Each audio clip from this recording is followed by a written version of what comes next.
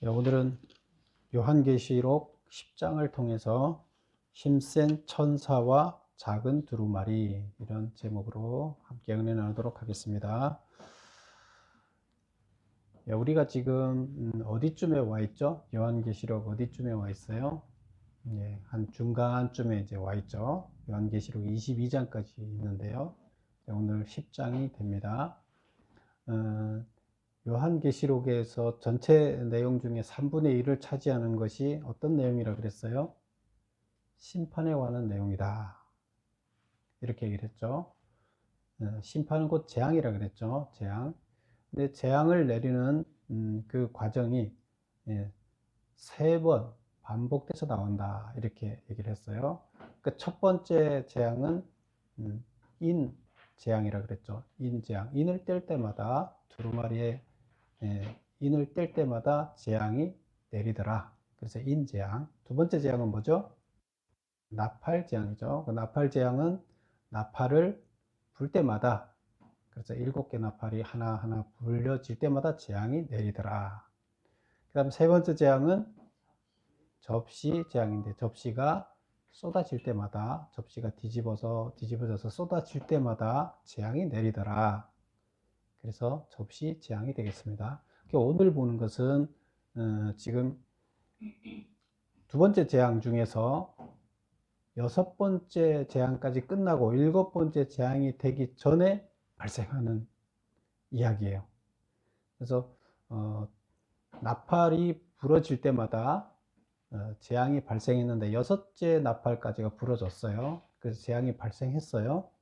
그리고 7째 나팔이 부러지기 전에 2개 장이 삽입으로 들어가 있다 그랬어요. 그게 이제 10장하고 11장이 이제 삽입으로 들어가 있어요.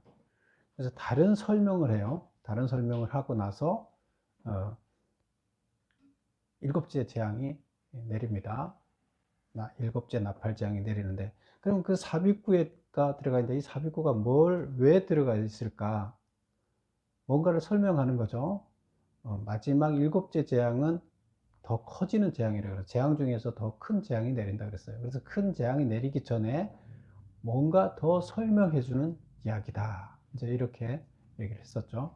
오늘 이제 설명은 힘센 천사가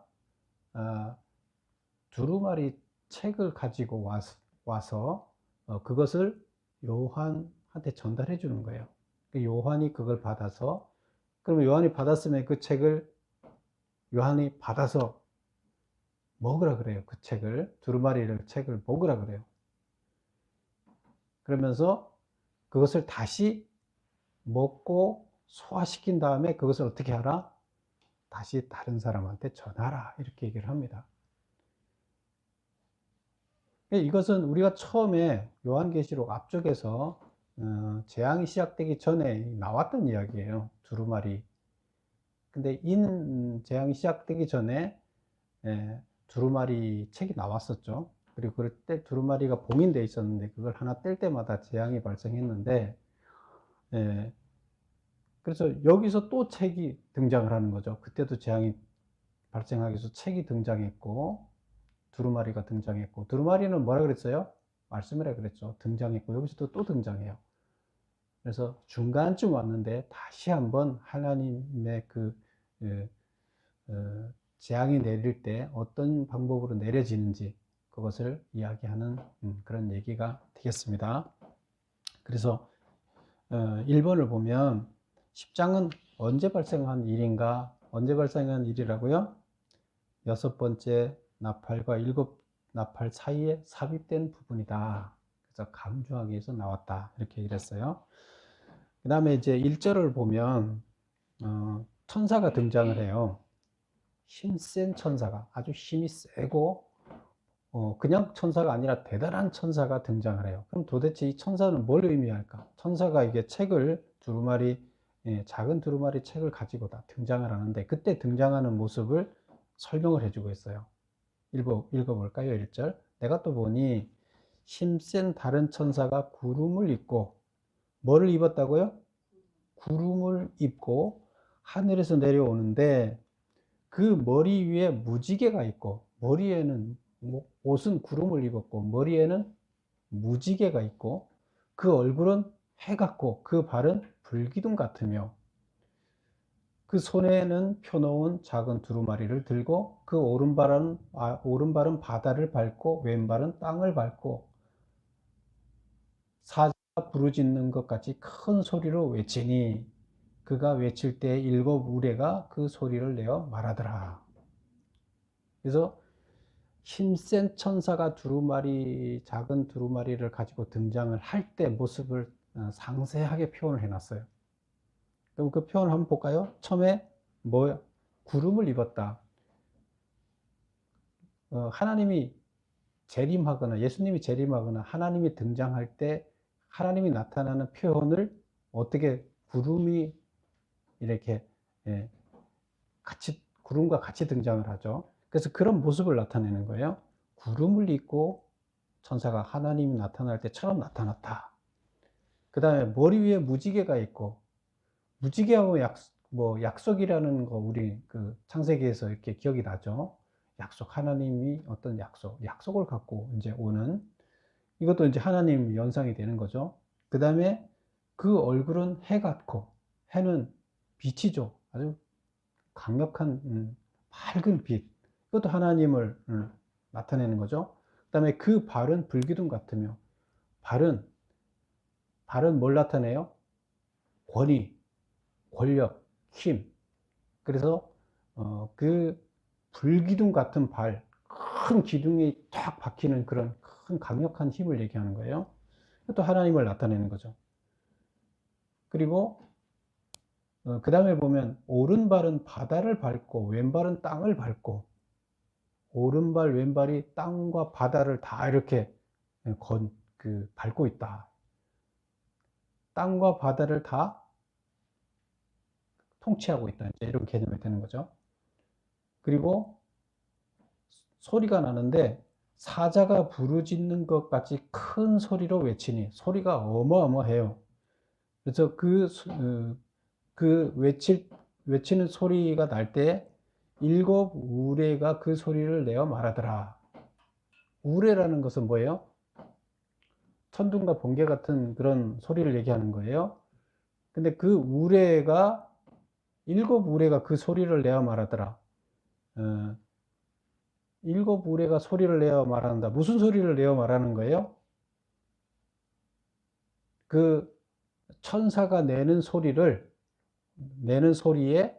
화답하는 그런 소리를 말하는 거예요. 그래서 천사의 말을 화답하는 개념으로 천사의 말이 옳다 이런 식으로 화답하는 이런 소리를 큰 일곱 우레가 그 소리를 내어 말하더라. 그래서 이 모습, 여기까지 모습을 보면 이것은 천상 하나님의 모습이에요. 하나님이 나타날 때의 모습인데, 그런데 힘센 천사라고 얘기를 하고 있어요.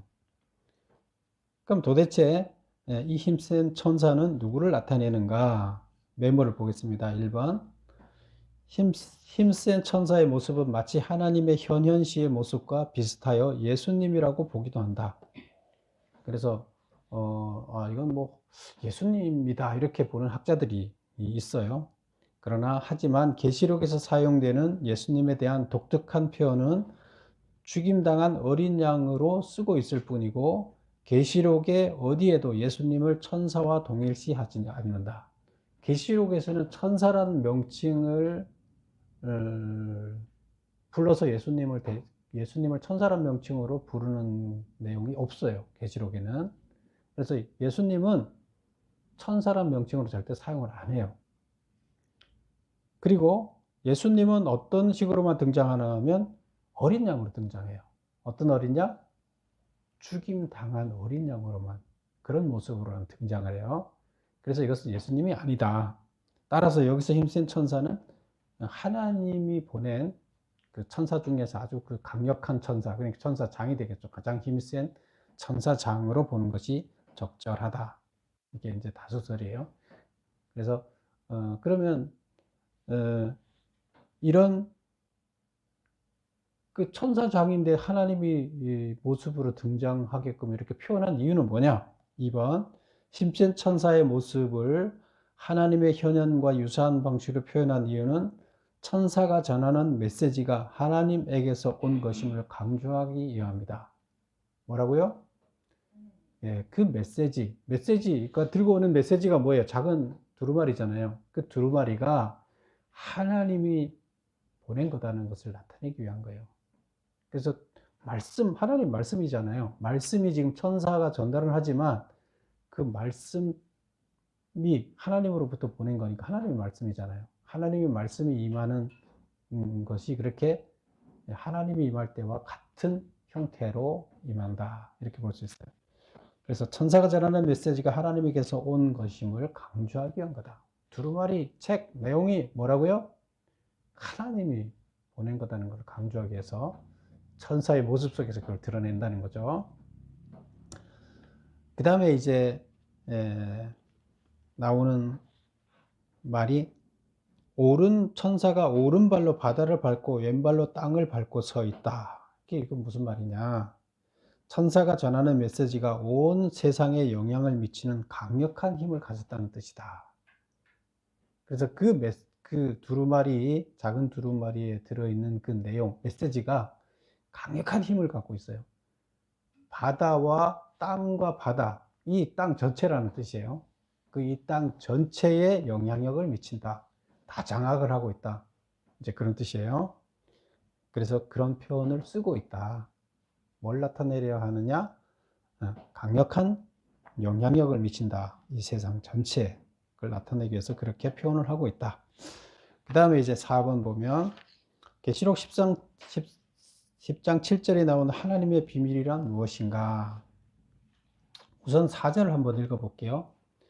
7 우레가 말을 할 때에 내가 기록하려고 하다가 곧 들으니 하늘에서 소리가 나서 말하기를 7 우레가 말한 것을 임봉하고 기록하지 말라 하더라. 7 우레가 말할 때에 7 우레가 말했다는 것은 무슨 말을 한 거예요? 천사가 말을 하니까 그것을 다시 받아서 복창하는 개념이 되겠죠. 그래서 7 우레가 말을 했다는 것은 천사가 전하는 말을 7 우레가 다시 크게 더 소리 나게끔 복창을 하는 그런 개념이죠. 그래서 7 우레가 말할 때 내가 기록하려고 하다가 곧 들으니 천사 말을 기록하려고 뭔가를 얘기를 해서 그거를 기록하려고 막 하는데 하늘에서 소리가 나서 말하기를 뭐라고 말해요? 7 우레가 말한 것을 임봉하고 기록하지 말라. 임봉하라는 것은 뭐 하라는 거예요? 임봉. 도장을 찍어서 봉하라는 거잖아요. 떼지, 비밀이, 그 비밀을 노출시키지 말라. 7 우레가 말한 것을 알리지 말라. 그리고 기록하지 말라. 기록하지도 말고 비밀에 붙여라. 뭐를 비밀에 붙이라는 거예요? 내용은 몰라요. 무슨 내용인지 안 나왔어요. 그런데 비밀에 붙이라는 거예요. 천사가 나타나서 한 말을 비밀에 붙여라. 이렇게 얘기를 합니다. 근데 도대체 그러면 이 천사가 한 말은 무슨 내용일까?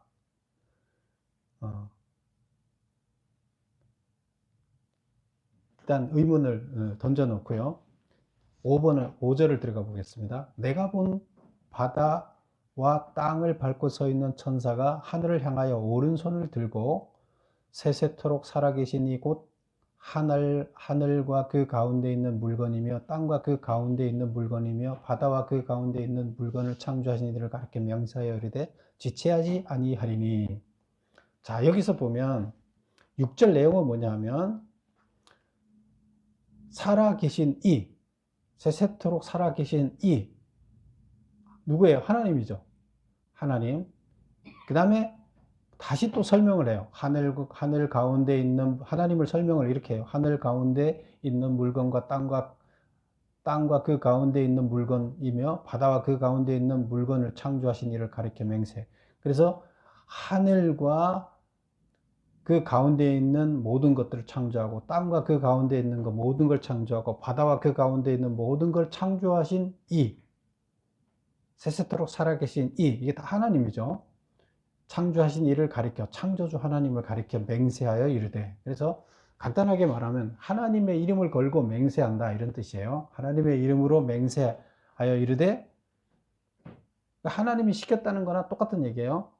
하나님의 이름을 걸고 맹세하는데 뭐라고요? 지체하지 아니하리 하겠다. 지체하지 않겠다는 거예요. 뭘 지체하지 않겠다는 거예요? 지금 여기는 안 나오죠. 일단 6절에는 5절에 보면 내가 본 바 바다와 땅을 밟고 서 있는 천사가 하늘을 향하여 오른손을 들고, 이제 천사가 말하는 거예요. 하늘을 향해서 오른손을 딱 들고 하나님의 이름으로 맹세를 하는데 지체하지 않을 것이다. 지체되지 않을 것이다. 근데 목적어가 뒤에 나오겠죠. 뭐를 지체하지 않는지. 7절 보겠습니다. 일곱째 천사가 소리내는 날 그의 나팔을 불려고 할 때에 하나님이 그의 종 선지자들에게 전하신 복음과 같이 하나님의 그 비밀이 이루어지리라 하더라. 그래서 하나님의 비밀이 이루어지는 것이 목적이에요. 하나님의 비밀이 이루어지는 것이 지체하지 않는다. 하나님의 비밀이 지체하지 않고 바로 이루어질 것이다. 언제? 7절 일곱째 천사가 소리내는 날. 일곱째 천사가 소리내는 것을 일곱째 나팔을 얘기하는 거죠. 그래서 일곱째 나팔이 불려지는 날에 하나님의 비밀이 이루어질 것이다, 이런 뜻이에요. 하나님의 비밀이 이루어지는데 지체하지 않고 이루어질 것이다. 하나님의 비밀이 뭐예요? 하나님의 비밀이 뭐예요? 예. 근데 하나님의 비밀을 설명을 하는 거 바로 앞에 나와 있어요. 나팔을 불려고 할 때 하나님의 나팔을 불었어요? 안 불었을 때예요? 지금 비밀이 이루어질 때가? 그의 나팔을 불려고 할 때에 불었어요? 안 불었어요? 아직 안 불려고 막 불려고 할 때에, 그럴 때가 불기 전에 무슨 일이 일어나느냐? 하나님의 비밀이 이루어진다는 거예요. 근데 그 하나님의 비밀을 설명을 하고 있어요. 그 앞에서 그의 종 선지자들에게 전하신 복음과 같이. 그럼 하나님의 비밀이 뭐라는 거예요? 복음이라는 얘기예요. 복음. 하나님의 복음이 뭐예요? 선지자 종들에게 전한 복음이 뭐예요? 구원이잖아요. 구원. 구원을 이루어 주겠다. 그게 복음이잖아요. 복된 소식이잖아요. 예수님이 십자가에 달리셔서 피 흘리셔서 구원의 길을 열어놓고 너희들을 구원해 주겠다. 이게 복된 소식이잖아요. 복음이잖아요. 그래서 결국 하나님 나라가 완성되는 것을 얘기해요. 여기서. 그래서 하나님의 비밀이 이루어진다는 것은 하나님 나라가 복음을, 구원을 이루어내서 하나님 나라에 들어가게 하는 거예요. 그럼 하나님 나라가 완성되게 하는 거예요. 그래서 하나님의 비밀이라는 것은 하나님 나라가 완성되는 것을 얘기하고, 그것이 언제 완성된다? 일곱째 나팔을 불기 전에 이미 하나님 나라가 완성된다는 얘기를 하고 있어요. 그러면 하나님 나라가 완성되고 이미 다 완성이 되고 완성의 마무리를 짓기 위해서 마지막 재앙이 내린다, 이런 얘기가 되겠죠. 마지막 재앙이 내려서 뭘 하는 거예요? 마지막 재앙은 남아있는 악을 제거하는 거예요. 그전에는 그 종기라 그랬죠. 종양이라 그랬죠. 암이라 그랬죠. 그 암적인 세포들을 죽이면서 경고를 줬죠. 다른 사람들이 빨리 변하게 하려고. 암적인 존재들이 많은데 다 죽이지 않아요. 3분의 1만 죽이고 남겨둬요. 왜? 회개하고 돌아오라고. 그런데 기회가 이제 없어요. 마지막 일곱째 나팔이 불리면. 일곱째 나팔이 불기 전에 기회가 없어요. 그때까지 기회야. 불리면 어떻게 해요? 그 다음부터 기회가 없이 어떻게 된다는 거예요? 다 그들은, 남은 자들은 죽는다는 거예요. 지금 그 사이에 기회를 준 거예요. 구원의 기회를 준 거예요. 그래서 하나님의 비밀이 불려지기 직전에까지는 건설하는데 들어갈 수 있어요. 구원의 길이 열려 있어요. 그런데 그게 그때가 지나면, 나팔이 불려지면 구원의 길가 사라진다, 그런 뜻이에요. 그래서 여기서 다시 이제 설명을 하면, 이 지금 5절에 보면 누가 말을 하는 거예요? 천사가, 지금 이 얘기를 누가 하는 거예요? 천사, 힘센 천사가 땅을 밟고 서 있는 천사가 하늘을 향하여 손을 들고 하늘을 향해 손을 든다는 건 뭐예요? 맹세한다는 뜻이에요. 그래서 이 천사가 하나님의 이름을 걸고 맹세를 하는데 무슨 맹세를 하느냐? 일곱째 나팔이 불리기 전에 하나님 나라가 완성이 될 거다. 그리고 그것은 지체 없이 이루어질 것이다.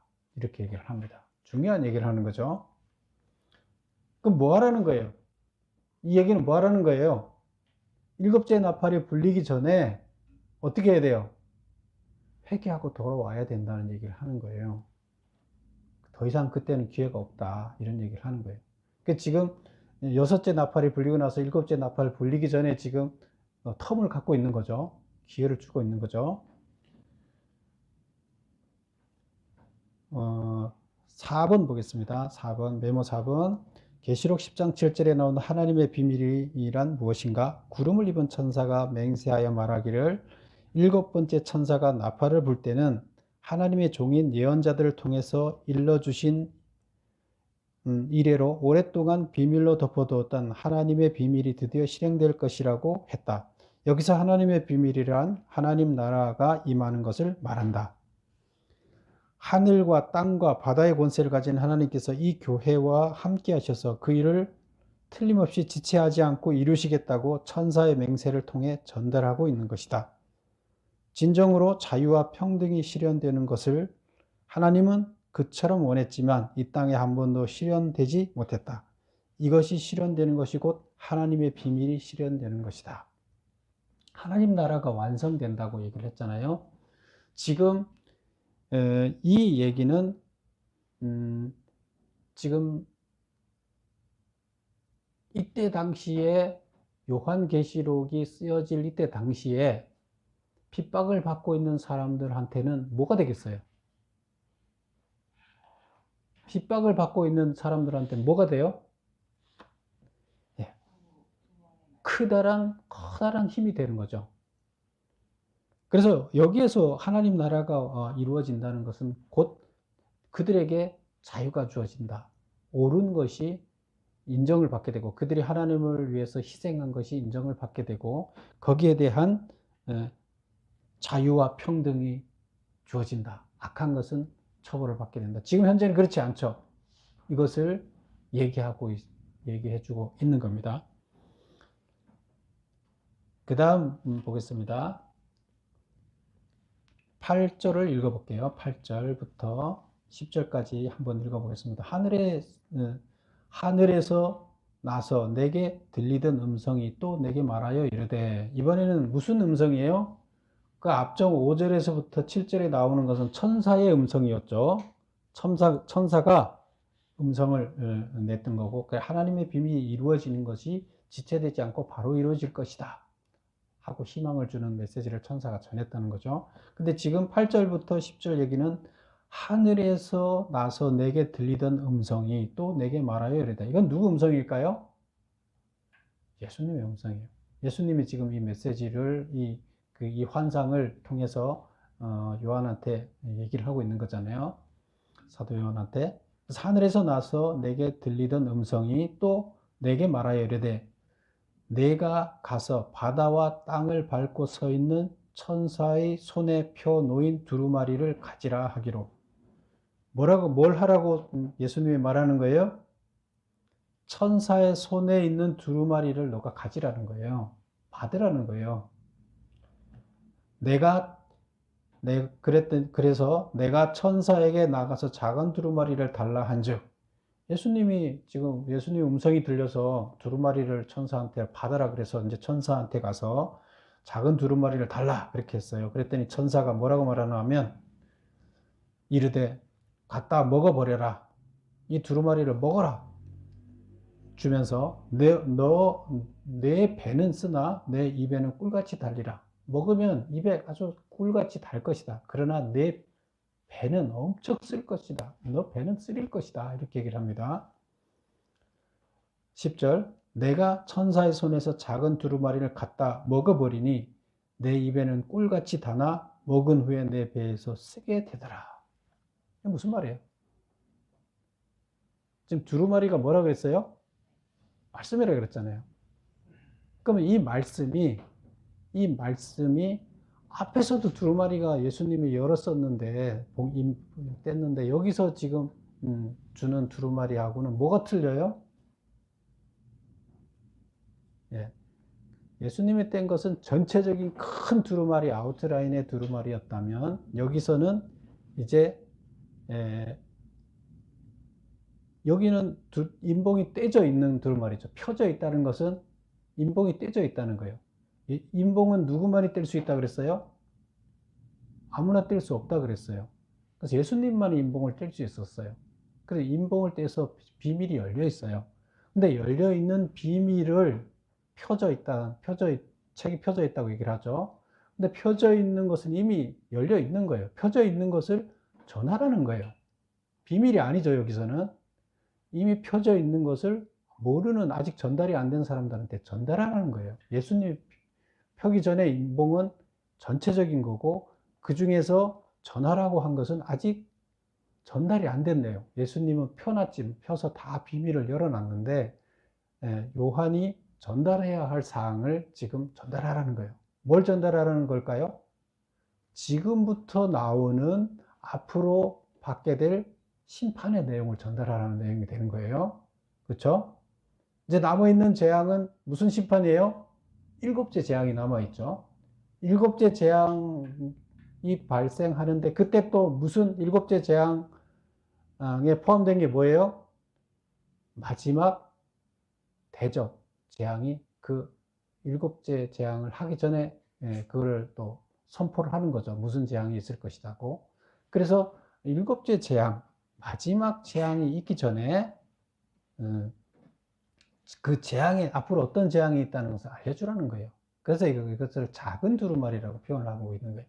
예수님이 뗐던 큰 두루마리가 아니라 내용이 전체가 아닌 일부의 내용인 거죠.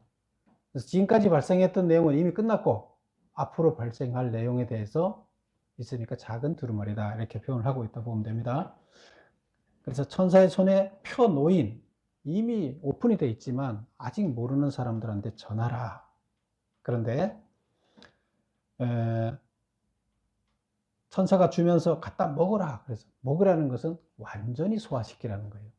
너 걸로 만들어라. 말씀을 먹으면 안에 들어가면, 배에 들어가면 다 소화가 돼서 형태가 없어져 버리잖아요. 완전히 소화시켜서 완전히 먹으라는 거예요. 갖다 먹어라. 그 다음에 내 배에 쓰나, 말씀이 완전히 소화돼서 너 걸로 만들어라. 그 다음, 그렇게 하면 먹을 때는 꿀같이 다나 하나님의 진리를 깨닫고 알게 되는 것은 막 정신이 번쩍 들고 너무나 이게 꿀같이 달다는 거예요. 기쁘다는 거예요. 왜? 하나님의 그 계획을 우리는 모르고 있었을 때는 하나님이 어떻게 창조하고 어떻게 세상을 운영해 나갈지, 결론이 어떻게 되었지 모를 때는 답답했어요. 그런데 하나님의 그 내용을 다 알고 나니까 진리를 아는 거잖아요. 그러니까 엄청 기뻐졌어요. 그런데 문제는 하나님 나라의 그 내용에 지금 나머지 전달해야 될 사항이 뭐예요? 뭘 전달하는 거예요? 남아있는 심판, 재앙을 전달하는 거잖아요. 이런 게 있을 거다. 그리고 그 사이에 전달하면서 왜 전달해요? 돌아오라고. 마지막 재앙이 오기 전에 돌아오라고 전달하는 거예요. 그러면 그 전달하려면 사람들한테 무슨 얘기를 해야 돼요? 돌아오라고 하면서 그 사이에 우리가 또 해야 할 일이 있겠죠. 뭘 해야 돼요? 고난을 당하라는 거예요. 죽으라는 거예요. 죽어야 하나님 나라가 완성된다는 거예요. 그러면 자기가 믿는 성도들한테 뭐라고 설교를 해야 돼요? 전달해야 돼요? 너희들이 죽어야 된다는 거예요. 순교해야 된다는 얘기를 전하는 거예요. 순교의 삶을 살아야 된다는 거예요. 그러니까 이것이 쉬워요? 어려워요? 어려운 거예요. 목사가 교회에서 여러분들은 다 자기가 희생하고 예수님이 십자가에 달린 것처럼 희생하면서 살아야 된다. 이게 쉬워요? 쉽지 않아요. 그래서 그걸 삶으로 살아내는 것도 어렵고 그걸 전달하는 것도 어렵다. 그래서 이게 뭐라고요? 이게 쓰다 이렇게 얘기를 하고 있습니다. 자, 그러면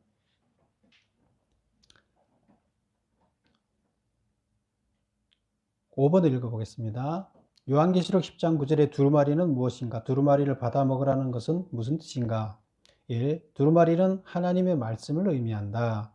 두루마리를 받아 먹으라는 것은 말씀을 충분히 깨달아 알라는 뜻이다.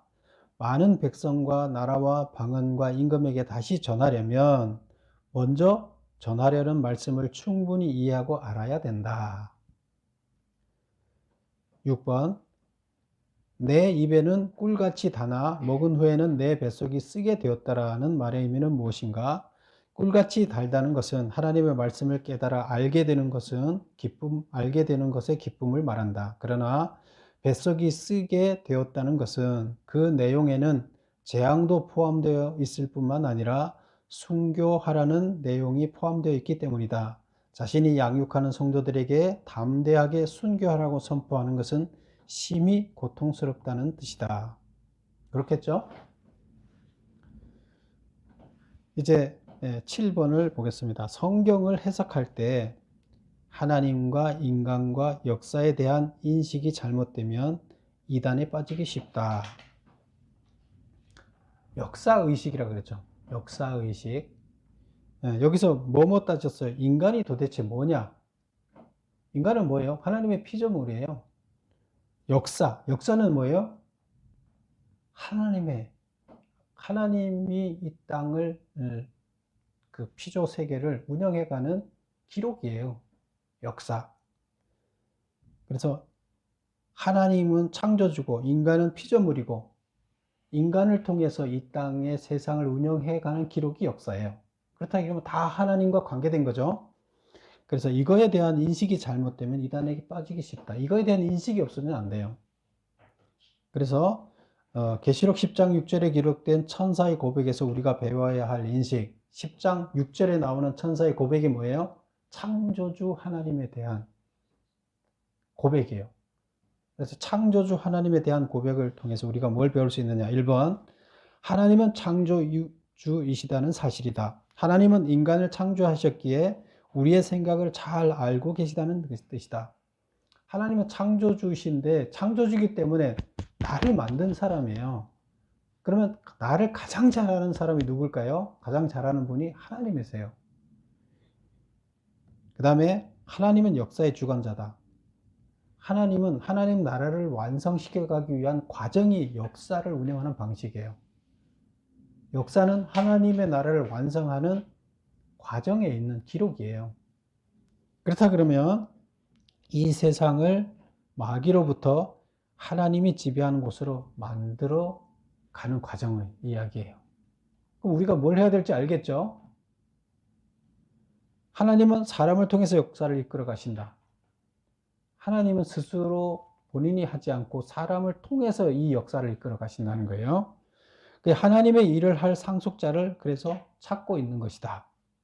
4번, 우리는 하나님의 아들이다. 이 세상의 존폐가 상속자인 우리의 손에 달려 있다는 것이다. 결국 이 세상의 역사는 누가 만들어야 돼요? 우리가 만들어요. 하나님의 계획을 갖고 있고 그 계획을 실행을 할 자는 우리예요. 그래서 우리는 역사의 존폐를 결정하는 자가 되어야 돼요. 그래서 세상의 존폐가 상속자인 우리한테 달려 있습니다. 그래서 우리는 뭘 해야 되느냐? 하나님의 일을 해야 되는데 하나님 나라를 완성시키기 위한 하나님 나라의 비밀을 완성시키기 위한 일을 하나님의 상속자로서 감당해야 됩니다. 그래서 이 역사는 바로 악의 세력이 지배하고 있는 이 땅을 하나님 나라로 완성시키는 과정이에요. 그렇다 그러면 우리는 역사에 소홀해도 안 되고 나몰라라 해도 안 되는 거고요. 하나님의 뜻이 무엇인지도 알아야 되고 결국 역사를 이끌어가는 주체자로서 서야 되는 거예요. 그러려면 하나님의 생각이 무엇인지를 우리가 알아야 되는 거예요. 그래야 그걸 바로 이끌어갈 수가 있는 거잖아요.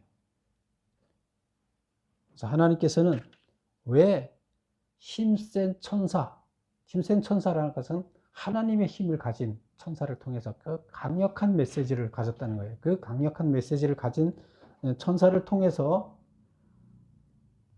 하나님의 말씀을 우리한테 이렇게 전달을 하는가? 지금 6번째 재앙이 끝나고 7번째 재앙이 오기 전에 왜 특별히 메시지를 다시 적어갖고 이 전달을 해야 되는가? 이 지금 중요한 역사의 과정을 지금 완성시키는 이 작업에 참여하라는 겁니다. 그래서 이 두루마리를 다시 전달하고 메시지를 다시 전달하고 역사에 참여하고 심판의 대상에서부터 회개하고 돌아서는 그런 자가 되라고 얘기를 하고 있습니다. 그리고 그 일을 잘 감당하고 해 나가고 있는 사람들한테는 그 일을 잘 마무리해서 하나님께서 기뻐하시는 일이니까 끝까지 그 일을 잘 감당해라는 힘의 또 메시지이기도 합니다. 용기를 북돋우는 메시지이기도 합니다. 그래서 이때 당시 요한계시록을 통해서 이 메시지를 전해 들은 사람들은 힘을 얻게 되는 것입니다. 그리고 그들이 역사의 주체자임을 또 느끼게 되는 겁니다. 그리고 반대에 서 있던 사람들은 돌아서는 계기가 되었던 것입니다. 오늘날 우리들도 마찬가지입니다. 우리들은 그때의 핍박받던 그리스도인과 같은 겁니다. 우리는 역사의 주체자로 서 있어야 됩니다. 모두 여러분 역사의 주체자가 되시기를 축원합니다. 기도하겠습니다. 아버지 하나님, 주님께서